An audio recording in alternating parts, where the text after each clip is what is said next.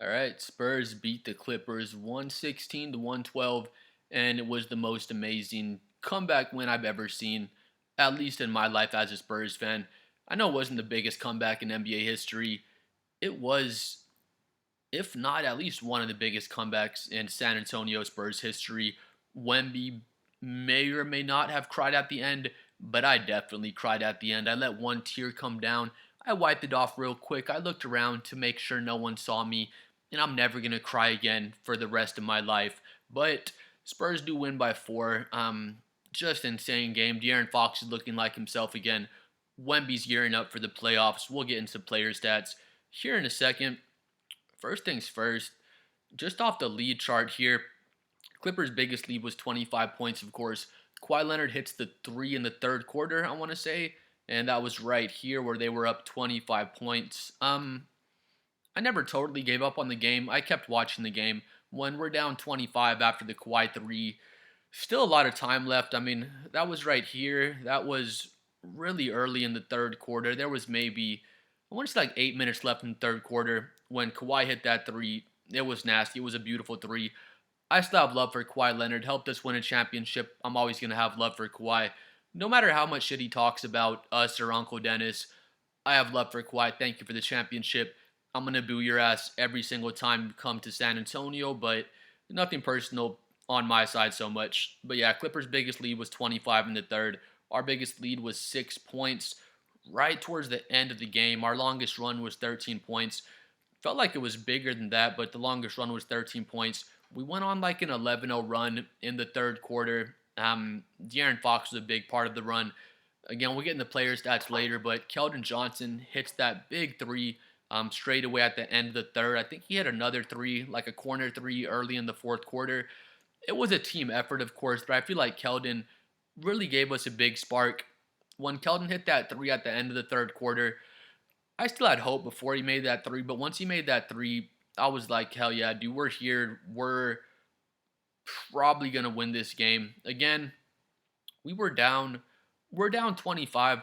There'll be times when the Spurs are up 25 points, like earlier in the season. We're up 25 in the third quarter.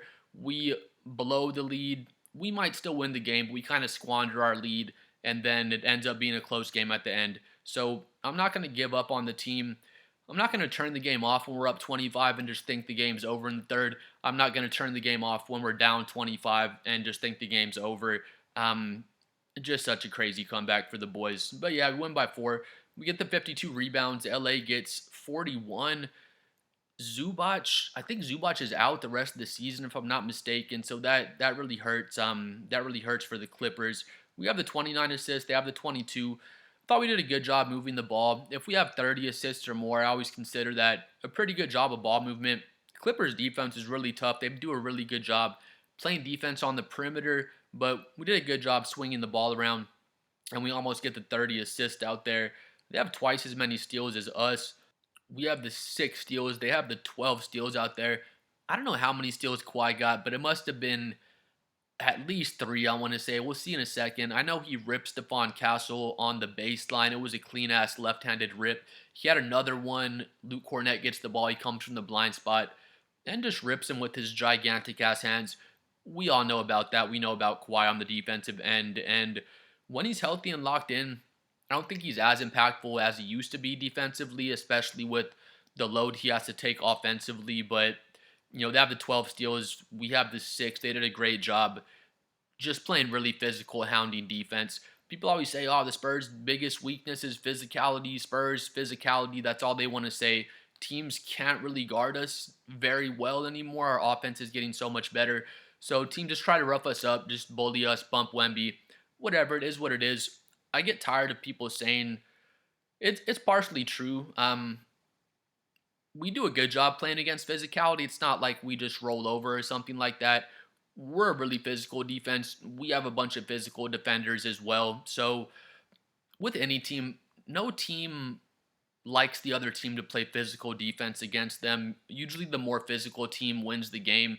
And a lot of the times we have been the more physical team. So that kind of gets on my nerves. That's kind of the one thing people can pick at with our team is just us struggling with physicality, but we're getting a lot better at dealing with it. as the season goes on. We have 7 blocks. They have the 3 blocks. Wemby had, I want to say 4. He had at least 3 or 4 blocks. The Clippers only have 9 turnovers. They did a great job just taking care of the ball. We had 12 turnovers. So we didn't do a poor job, but a lot of our turnovers were preventable, and a lot of the turnovers we got were live ball turnovers with Kawhi just coming in and stripping people, other things as well. One of their 9 turnovers was at the end of the game, the Nicholas Batum play. He inbounds it to Brook Lopez. If y'all look at the play, if y'all replay it, Derrick Jones Jr. he comes off a screen. I think he's wide open for an alley oop, or at least just to pass the ball into him. You would have had an easy ass layup, and Nicholas Batum misses that pass. Really rare because Batum is a great inbounder. He's the guy you want to have the ball in his hands and be making decisions down the stretch of games because he's a, I don't know if awesome playmaker is the word, but he has really good court vision. He makes really great decisions most of the time. So he misses Derrick Jones on that back cut. That's Batum's fault. Passes it into Brook Lopez, and Lopez passes it, I don't want to say right back to him. There was like a little, maybe a 2 second delay, but he passes it back to Batum. And, I guess Brook Lopez and Nicholas Batum are at fault on that one. When you inbounds the ball, as soon as you inbounds the ball, you should get 2 feet in bounds and just establish yourself in bounds. That's something you rarely see from Nicholas Batum. So it was partially Brook Lopez's fault for passing it back to Batum so fast. I think the play they were trying to run was that Derrick Jones Jr. back screen for a lob. They executed the play perfectly, and Batum just missed the pass. So, you can put a lot of that blame on Batum.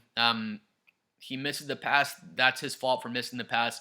Passes into Brook Lopez. It's all good. They got to pass it to somebody. But I put more of that blame on Batum than I would on Brook Lopez for passing the ball back to him. Because again, they're professional players. As soon as you inbound the ball, the next thing you should do is get 2 feet in bounds and establish yourself. But Batum, he was just kind of napping. He had his foot on the baseline. Then we all know what happens. He gets the ball passed back to him and it's out of bounds. Are people talking about, the Clippers are tanking and this and that? The Clippers, they lost this game on purpose. Those people didn't watch the game. The Clippers did everything they could do to win, and we just had a cold first half when we came back, and the water finally kind of leveled out. Both teams shoot 48% from the field, basically. We're 41% from three. Julian Champagne's just on fire. He has 17 points in the third quarter. And then Keldon hits those 2 big threes I was talking about earlier. So Champagne kind of gave us life, and then Keldon hit those threes. And I was thinking, okay, we're really, really in good position to win this game. When we shoot over 40% from three, I don't think we've lost one game all season where we're over 40% from three as a team. So just with how great our defense is, we're scoring, I think we're averaging 122 points per game since February 1st. So our offense has just been on fire.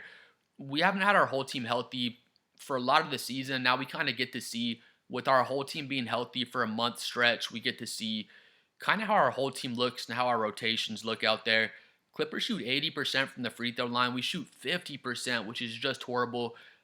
Champagny is pretty bad at clutch free throws, honestly. He even said it himself. He said he needs to be better at that, and he definitely does. Stephon Castle is just not a great free throw shooter quite yet. But it's all good, though.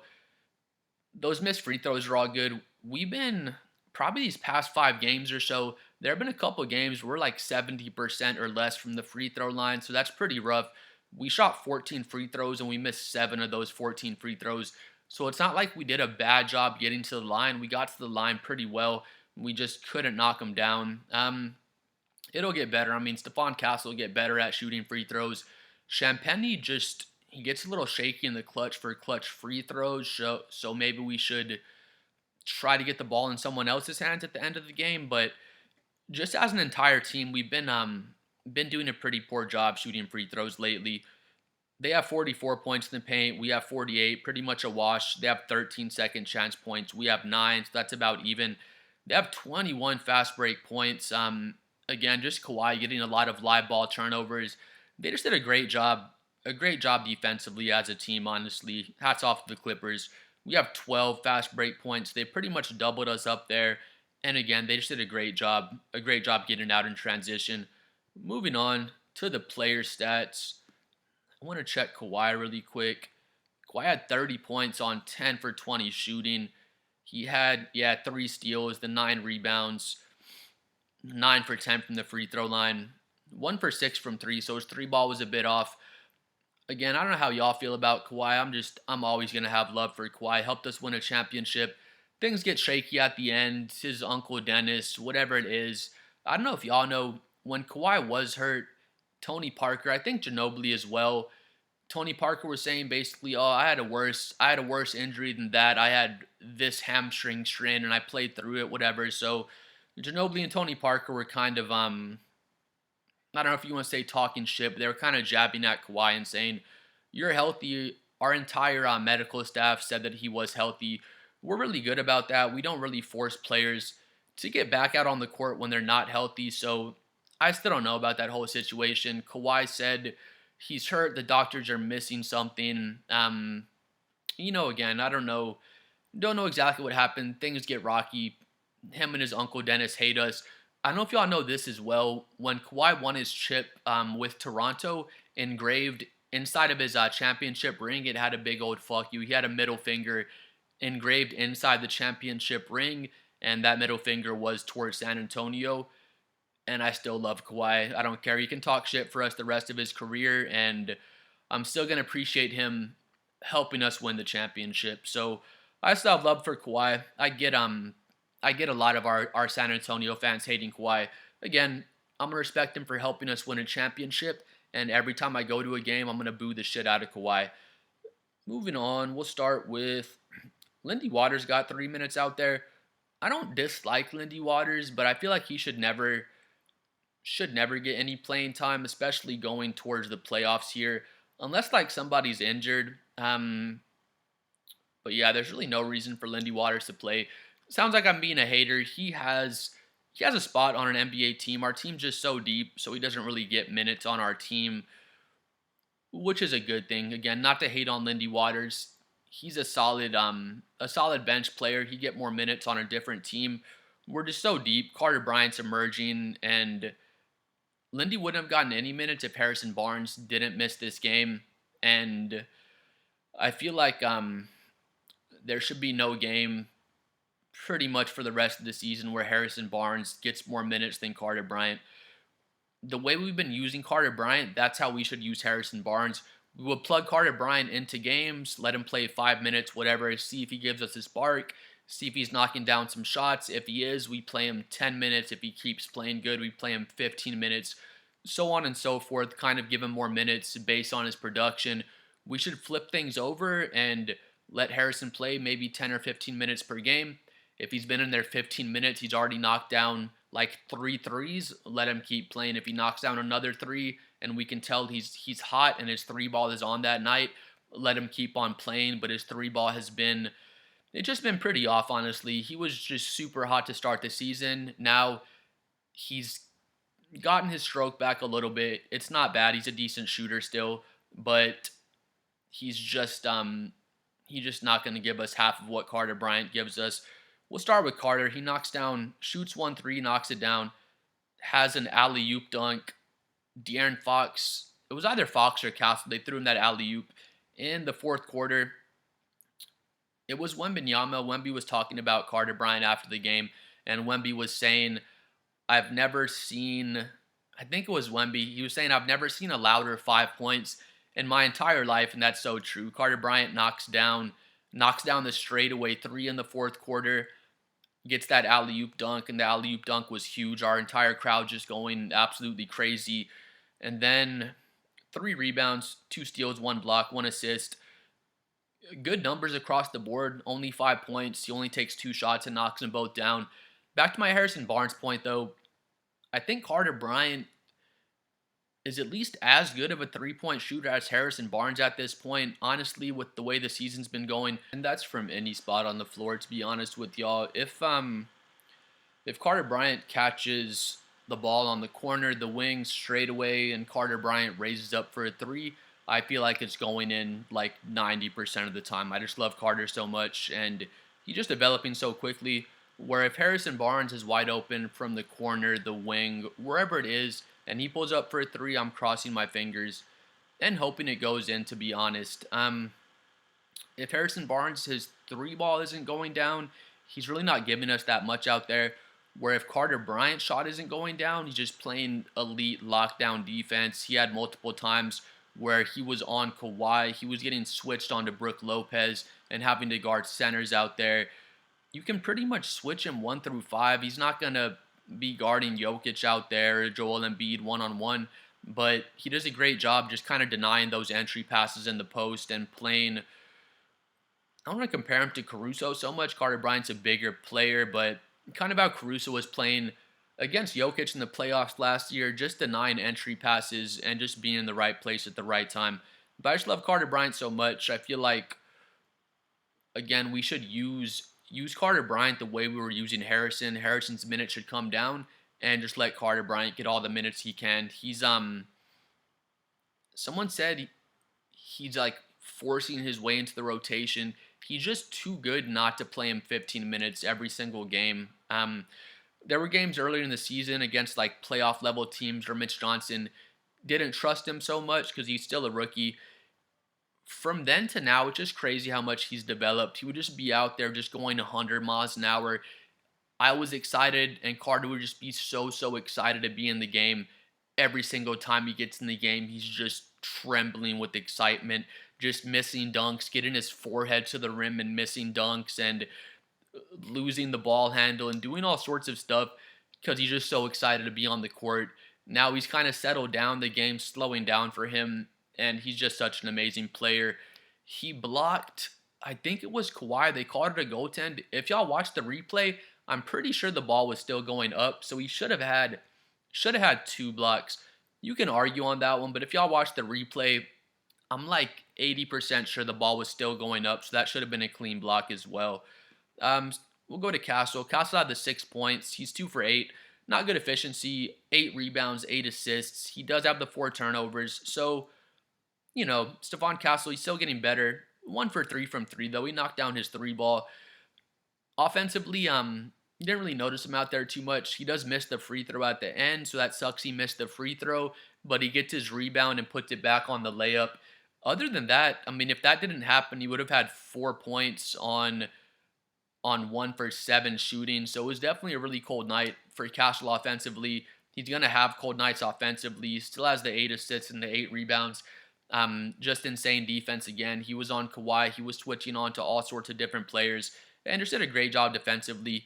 No steals, no blocks, but he just puts so much pressure on the ball. And when Stephon Castle's in the game, you can kind of notice the difference in our perimeter defense. The 4 turnovers are concerning. Stephon Castle, I haven't checked recently, but he was top 5 in turnovers earlier in the season. I don't think he's top 5 anymore. I have to double check, but he is a high turnover player. He's still getting better at reading the court and just making those decisions in a split second. Because there will be times where, let's say it's a pick and roll, Luke Cornett rolls down the middle. That's always Castle's first look. He's always looking for the lob. And then Champagne's open in the corner. Champagne's defender comes down to tag Luke Cornett. And Stephon Castle, he sees Luke Cornett's getting doubled on the roll. He sees Champagne over there. He knows it's the right pass to make, but maybe he's just like half a second too slow. Just, not saying he's bad at making reads, but he's just a little bit slow on the read. Tries to throw the ball cross court, and it ends up being a turnover.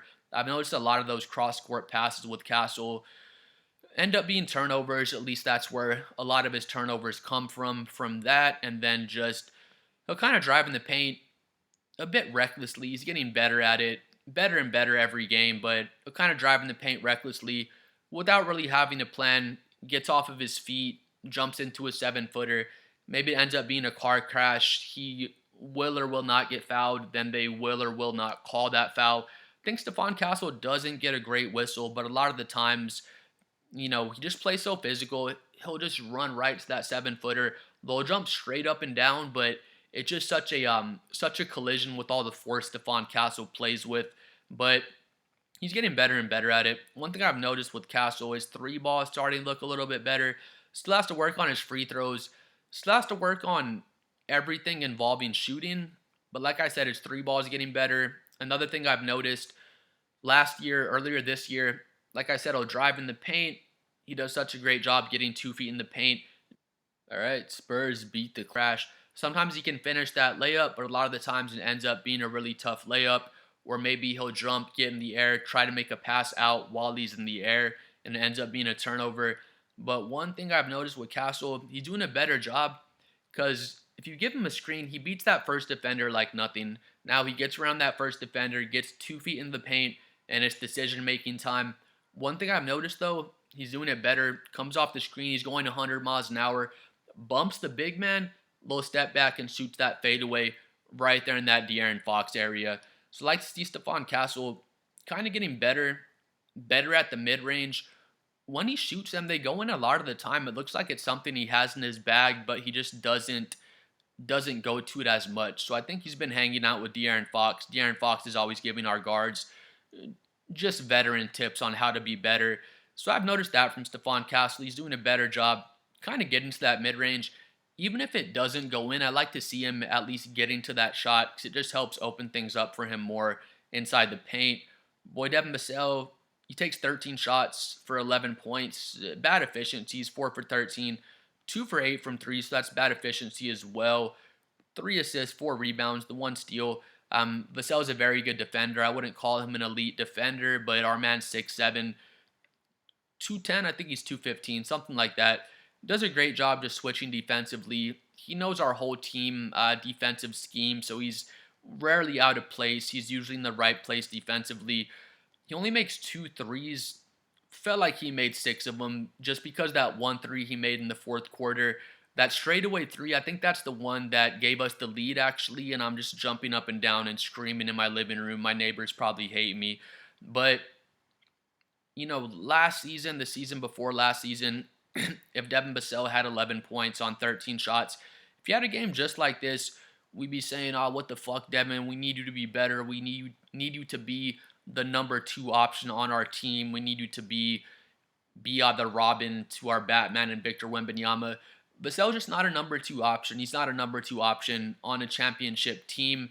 And again, we would have beat him up about this game 2 years ago because we just wanted him to be our number 2. Maybe we're still trying to make him our number 2. Now Vassell's like our 3rd or 4th option. It's Wemby, De'Aaron Fox, maybe Stephon Castle some nights. Might be Dylan Harper some nights. It might be Champagnie. But Vassell's basically a 3rd or 4th option. So there's going to be games where he knocks down 5 or more threes. He scores 20, 30 points, and we're just all loving Devin Vassell. And there's going to be games like this where he's inefficient, but he's still knocking down some big shots. Hits the gigantic 3 for us. Does a great job defensively. Gets the 4 rebounds, so a decent job rebounding out there. And not going to take a lot of bad shots. Not going to make bonehead plays on offense or defense. So Vassell's basically, I think he's 27 now. He's basically a veteran on our team. He's just coming into his prime. And we miss him so bad when he was out with his injury because he just opens things up so much for us in the mid-range. De'Aaron Fox is a better scorer. Wemby's a better scorer. You could debate that, I guess. Wemby's just so huge. He's a beast out there. But Devin Vassell is a better 3-level scorer. I think he's probably our best 3-level scorer on the team. He can hit the 3 ball. He's our best mid-range shooter. I think that's fair to say. Him or Fox, but I'll probably give it to Vassell. But just us having him back now, he just comes off the curl. You already know what I'm talking about. Comes off an off-ball screen. Catches the ball right there at the free throw line. Luke Cornett's rolling, and you got to make a decision. It's going to be a wide open lob to Luke Cornett, or Devin Vassell is going to pull up at the free throw line and make that shot like 90% of the time, it feels like. So Vassell has a beautiful game, just super smooth and silky. And again, this was an off game for Vassell, but knocks down the huge 3 for us, and I don't really have any complaints about his performance. Again, like I was saying, he has 0 turnovers. He doesn't get a lot of opportunities to make turnovers because we're not asking Vassell to really play make for us. We're trying to give Devin the ball. All right, Devin, take like 4 or 5 dribbles. Maybe take like 1 or 2 dribbles, pull up for your jumper, and just let it fly, brother. But yeah, solid game for Vassell. Again, he's our 3rd or 4th option now, so we're not going to be beating him up the way we may have 2 years ago when we're asking for a lot more from him on offense. We talked about Carter. Keldon Johnson hits 2 of his 3 threes, and they were gigantic. He has 10 points on 4 for 9 shooting, 9 shots for 10 points. So not great efficiency. He shoots 44% from the field. It's not really complaining about it. 6 rebounds out there. And Keldon was awesome again. Only the 10 points, not crazy efficiency. But like always, he's just our spark plug. When he shot that three ball at the end of the third quarter, I know it was late. Somebody had to take the shot, but I didn't really think it was going to go in, to be honest with you. But he hits that huge three at the end of the third quarter. Then he hits another three. It's a corner three ball early in the fourth quarter, if y'all remember that shot. And yeah, it was Champagne's third quarter. He scored like 17 points in the third quarter. He was on fire. But then Keldon hits the straightaway, hits the corner three in the fourth quarter. I want to say he had a lob. I could be wrong. I thought he had an alley-oop or at least a dunk on the baseline. But yeah, once you hit that three at the end of the third, then the corner three in the fourth quarter, I had hope for the team. I still thought we were gonna at least make the game competitive before that. But after those shots, I was thinking we're winning this game, man. But Keldon's been awesome all season long. He just comes in. I would complain about Keldon having tunnel vision like earlier in his career, and he still has tunnel vision from time to time, but we're just making that his strength now. Just come in, Keldon. You don't got to get assists. Just come in. Just have a nose for the ball. Get offensive rebounds. Get defensive rebounds. He has great shot selection. He's usually driving right. He's just going to be too big and strong for you. Hook shot, floater, or he's going to drive left. And when he drives left, he's going to bump you and spin right back to his right hand. And what are you going to do about it, bro? I'm just too big and strong for you to stop. But yeah, Keldon's been amazing. Hopefully it wins 6th man of the year. If we're able to get the number 1 seed, I feel like Keldon's going to pretty much be a lock for the 6th man of the year. I think it's him and Naz Reid. I'm in competition right now. So if Keldon can keep up, this level of production and we can finish number 1 or even the 2 seed, I feel like Keldon should win that 6th man of the year. But we'll see how that goes, though. Our boy Dylan Harper has 8 points on 3 for 5 shooting, 4 assists, 2 rebounds, 1 steal, 1 block. He gets the 20 minutes out there. In a game like this, Stephon Castle was pretty off. I would like to see us maybe take away 3 of these minutes from Castle, have Castle play 30 minutes flat, and then give Dylan Harper like an extra 3 minutes. Maybe even get him like 25 minutes. Dylan, always just great shot selection. He gets into the paint pretty much at will. He doesn't have a dominant hand. He's technically left-handed, but he really doesn't carry finishes just as well with his right hand as his left hand. Like I was saying about Stephon Castle earlier, Dylan Harper, I think he's just better at finishing at the rim. I think he's better at probing the defense than Stephon Castle. I always say Stephon Castle is a straight line driver. He's going to come off a screen and go straight at the rim. Both guys are going to get to the rim, but Stephon Castle is straight line. They're both going to get to the same spot, but with Dylan Harper, he's going to go like this. He's going to snake around the defense. He's going to make a lot of guys make decisions. He's coming off multiple screens, and the word I'm looking for is shifting the defense. He makes the defense shift more than Stephon Castle does. Same thing with De'Aaron Fox. Him and Dylan Harper, they're more natural point guards. They do a better job just probing the entire floor and making the defense move side to side more, where with Stephon Castle, he's more of a straight line driver. But Harper's amazing. He's starting to learn kind of how good he is defensively. I wouldn't put the elite tag on him, but he's a very, very good defender. He's 6'6". I want to say Dylan's like 210 or so. Really good lateral movement. He does a great job getting around screens, does a great job contesting shots, and he had a great game. I'm disappointed that he didn't get 25 minutes, to be honest. I feel like we should have cut down Stephon Castle's minutes in this game, just kind of based on his performance. That's a tough one because we have Fox, we have Harper, we have Castle, and it's a good problem to have. We have 3 great to elite guard players, and it's just up to Mitch Johnson to kind of fluctuate those minutes. We won the game, so it all worked out, but I'd like to see Dylan Harper get a little more minutes out there, to be honest. He did have that nasty and one dunk. It was either the first or the second quarter, but Luke Cornett gives him a great little bounce pass on a give and go, and he got that and one dunk, if y'all remember. But Harper's amazing. We have De'Aaron Fox the next 4 years. He's going to be 32 when his contract runs out. De'Aaron Fox has been amazing for us. I think he's going to keep on being amazing for us. But by the time by the time that contract's up, Dylan Harper is going to be 23, and I think a 23-year-old Dylan Harper is going to be better than a 23-year-old De'Aaron Fox was. It's going to sound like I'm hating on De'Aaron Fox, but it's just me being high on Dylan Harper. I think Dylan Harper is just going to be a better player than De'Aaron Fox ever was once Dylan Harper hits his prime. I'd like to see him get more minutes out there, but again, we won the game, so it's just tough. It's tough for Mitch Johnson to kind of fluctuate the minutes between our three guards, but I thought he did a good job this game, though. Moving on to De'Aaron Fox. He's 9 for 18, 19 points, 18 shots for 19 points, still 50% efficiency from the field. That's where efficiency gets kind of weird because let's say you score 20 points. Let's say De'Aaron Fox was 10 for 20, so he scores 20 points on 20 shots.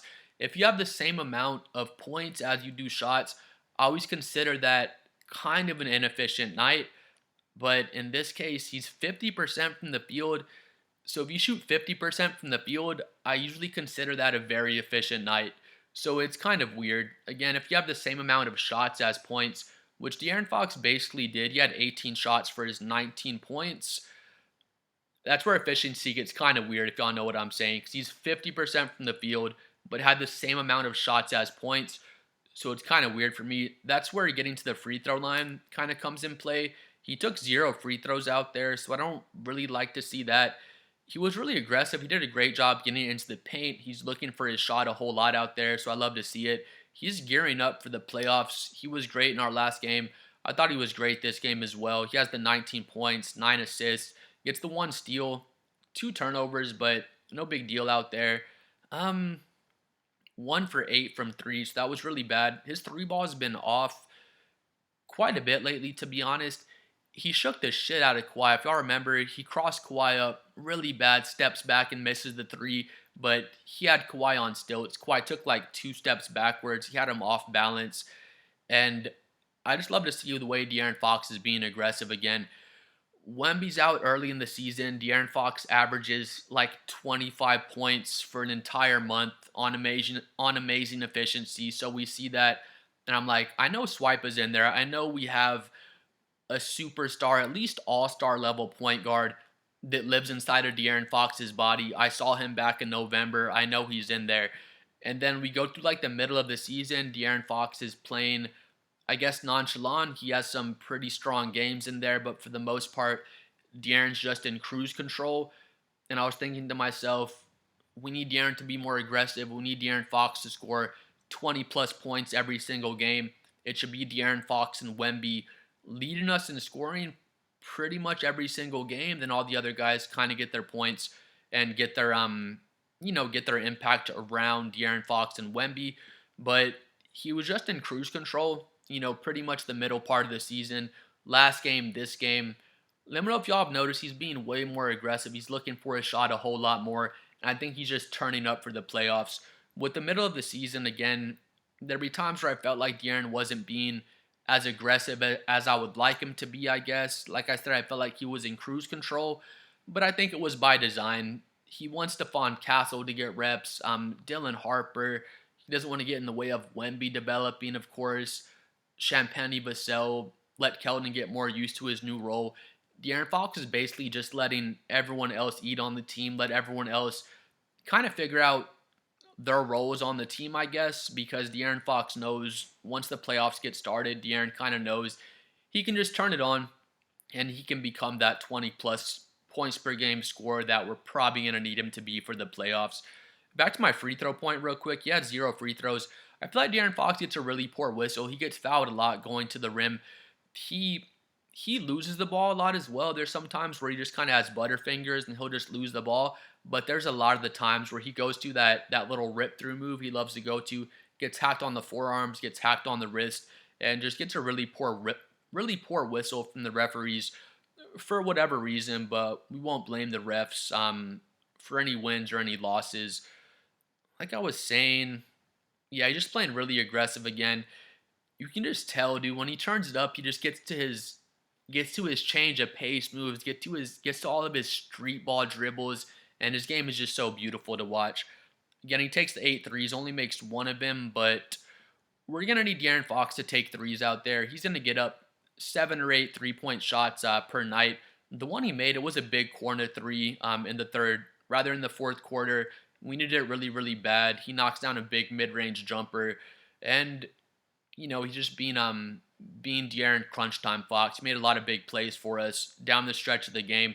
And he scored some big buckets, but if y'all watch like the last 3 minutes of the game, not every single play, like 90% of the plays were De'Aaron Fox. He kicked out to Wemby for a three. I think he had an assist to Champagnie. I think he had another one to Keldon Johnson as well. One thing De'Aaron Fox does really well every single game, even if his scoring is off, he gets 2 feet in the paint and he just sprays out to our shooters all game long. He does a great job getting 2 feet in the paint and just getting us open three balls. But yeah, I thought De'Aaron Fox had a really good game. The 19 points, the 9 assists, and the main thing is just his aggression. He's starting to play aggressive again, really getting into the paint and really showing us kind of what we're going to expect him to do in the playoffs. But I thought he had a really good game. Champagnie was amazing. He knocks down 5 for 8 from 3. He's 6 for 10 from the field. He has 20 points, the 9 rebounds, the 1 assist. He scored 17 of his 20 points in the third quarter, and he gave us that spark we needed to get back into the game, just knocking down 3 ball after 3 ball. I want to say he probably made at least like 5 of those threes in the third quarter. He was amazing for us out there.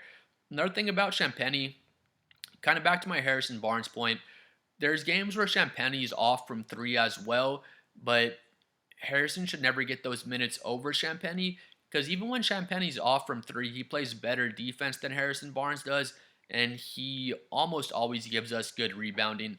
Let's say his 3 ball was off this game, he still gives us the 9 rebounds. Then he's just consistently a better rebounder and a better defender than Harrison Barnes is. Sounds like I'm hating on Harrison. I don't mean for it to sound like that, but Harrison Barnes, kind of his biggest role on the team at this point is just his veteran leadership, and then he should get like 15 minutes locked in. And like I was saying earlier, if Harrison Barnes is knocking down threes that game, then give him more minutes. But I'm tired of seeing us sacrifice Carter Bryant's development just to give Harrison Barnes more minutes, especially when his shot has been off. But yeah, back to my Champagnie point. Even when his 3 ball is off, he still gives us really good rebounding and really good defense. Champagnie, he didn't do anything crazy in the fourth quarter, but so many players contributed, but I can see you saying he's the reason we won the game. He's the reason why we got on that big run, had that huge third quarter, and he kind of gave us life again. So huge game for Champagnie. Finally, the big boy himself, Wembanyama.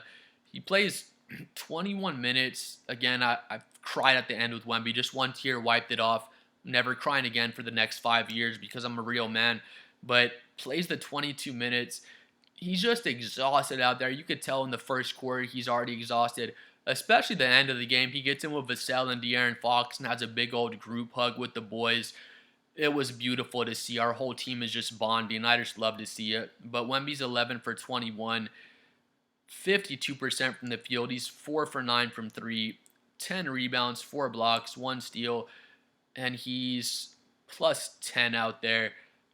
De'Aaron Fox was plus 10 as well. Plus minus can be kind of misleading at times. Maybe you're just in the game and you score 0 points and you're plus 20 because a 20-point run just happened to happen while you were in the game, even if you might not have been contributing to it. But with Wemby's plus minus is always real. Y'all already know when Wemby's in the game, it's just all mid-range jumpers and 3 balls basically. If somebody gets in the paint, they're going to shoot a floater that they probably never practice in their life because you can't practice for Wembanyama. You're going to shoot a floater. Let's say you shoot a floater, it goes 13 feet in the air. However high you normally shoot your floater, you get in the paint, all right, I'm going to shoot my patented floater. The shot never gets blocked in my whole life. The shots always work for me. And you go to that floater, and Wemby blocks your shot like 14 feet up in the air. It's just insane to watch. But yeah, the minutes restriction, we're off the back-to-back. He only plays the 22 minutes, but the 27 points. I think he knocked down three of his four threes, either two or three of his four threes in the first quarter. His defensive impact is just ridiculous out there. Only shoots two free throws.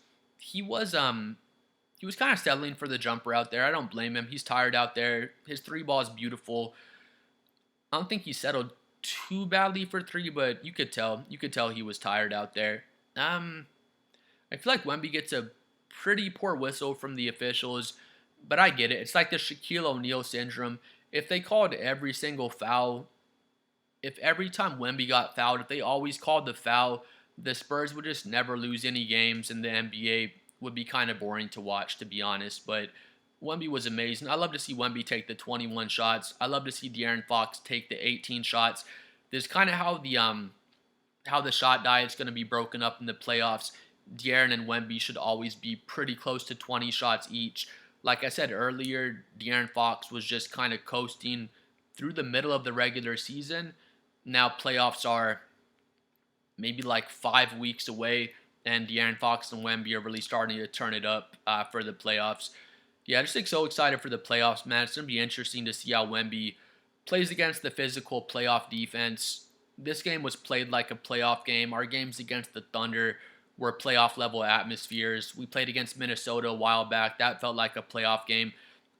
Pretty much all these games where two playoff teams meet up, they're looking like playoff games out there. The referees are starting to starting to call less and less fouls and starting to let players get ready for how the playoffs are going to look. But just amazing win by the boys. I haven't been so happy for a Spurs win probably since the Thunder game. This was even better than the Thunder game. The 25-point comeback was just so amazing.